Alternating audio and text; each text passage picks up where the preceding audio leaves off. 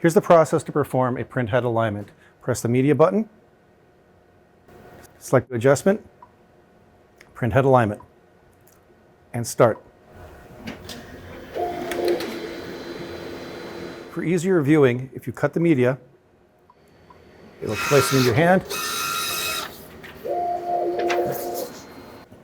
Depending on the width of your media, it will print the head alignment pattern across the width of the media. In most cases, what you want to do is you want to take the average of all of them. So you will have the AB, AB, AB across this.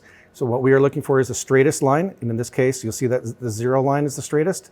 On the next one over, the 0 is also the straightest. I would take all the different patterns and average them. So if I get a 1, 1, 1, 2, I would pick 1 as my choice. In this case, on this whole pattern, everything prints out as a 0. At which point I'm going to come over to the control panel on the printer, and my adjustment 1A is a 0, and I select adjustment 1B. 1B was also a 0.